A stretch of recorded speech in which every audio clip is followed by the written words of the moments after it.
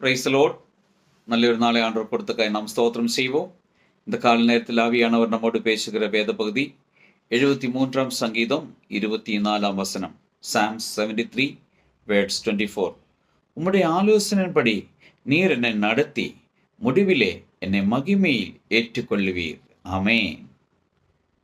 நமக்கு ஆலோசனை கொடுக்க வேண்டது கர்த்தராய் இருக்க வேண்டும்.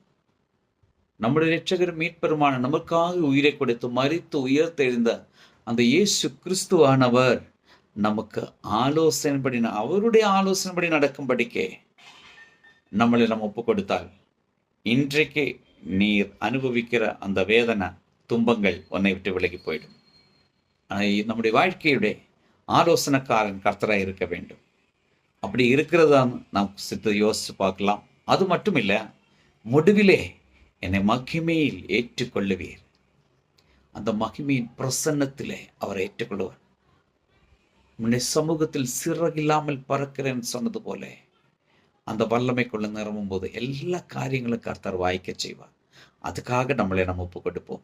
நல்ல ஆண்டவரை நன்றி செலுத்துகிறோம். இந்த கால நேரத்தில் என்ன கேட்கிற ஒவ்வொரு பிள்ளைகளையும் இந்த வேத வசனத்தின்படி பிதா குமார பரிசுத்தாவின் நாமத்தில் ஆசீர்வதிச்சு வைக்கிறோம். இயேசுவின் நாமத்தில் பிதாவே, ஆமென்.